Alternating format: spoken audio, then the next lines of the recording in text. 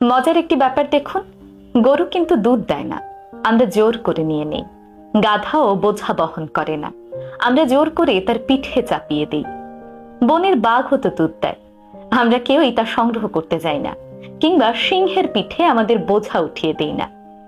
বাঘ আর সিংহ মানুষের কোনো কাজেই আসে না, বরং সুযোগ পেলেই তারা আপনাকে গিলে খেতে পারে। অপরদিকে গাধা এবং গরু আমাদের অনেক কাজে আসে, দৈনন্দিন জীবনে তাদের ছাড়া আমাদের চলেই না। তবুও গরু এবং গাধাকে আমরা বোকা এবং অবহেলার পাত্র হিসেবে বিবেচনা করি। অপরদিকে বাঘ আর সিংহ, তারা হলো বনের রাজা।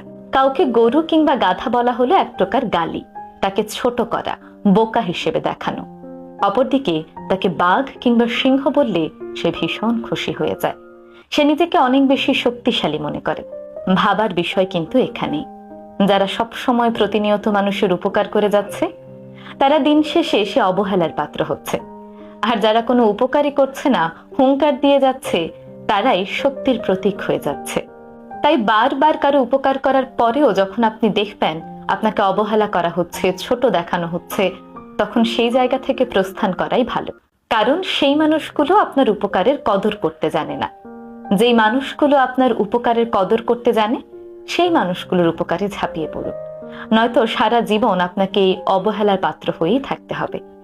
তার মানে এই নয় আমি মানুষের উপকার করতে আপনাদের নিষেধ করছি, বরং বলতে চাইছি, যেখানে আপনাকে অবহেলা করা হচ্ছে, যেখানে আপনার কদর করা হচ্ছে না, যেখানে আপনার মানসিক এবং শারীরিক স্বাস্থ্যের কোনো গুরুত্বই দেওয়া হচ্ছে না, সেখান থেকে বেরিয়ে আসুন।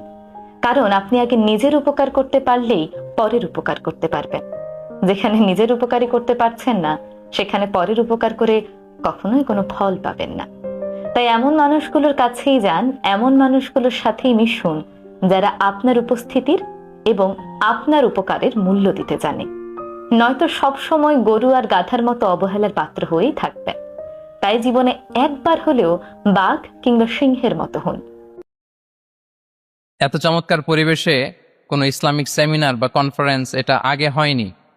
আলহামদুলিল্লাহ, জুলাই আপরাইজিং এর পরে আল্লাহ তাআলা খুব সহজ করে দিয়েছেন, আমাদের জন্য প্রশস্ত করে দিয়েছেন। আপনারা জেনে থাকবেন যে আমি নিজেও প্রায় 5 বছর দেশের বাইরে ছিলাম, মালয়েশিয়াতে থেকে থেকে ভাবতাম যে দেশে কি আমি 29 সালে ঢুকতে পারবো না 41 সালে ঢুকতে পারবো। তো আল্লাহ তাআলার প্ল্যান যে ভিন্ন, সেটা তো আমাদের জানা ছিল না। খুত্তাতুল্লাহি আ'যামু মিন খুত্তাতিনা, আমাদের প্ল্যানের চেয়ে আল্লাহর প্ল্যান অনেক বড়, আমরা এতটুকু দেখি, কিন্তু আল্লাহ হয়তো আরো অনেক দূর আমাদের জন্য প্রশস্ত করে রেখেছেন। আলহামদুলিল্লাহ। তো এই 5 আগস্টের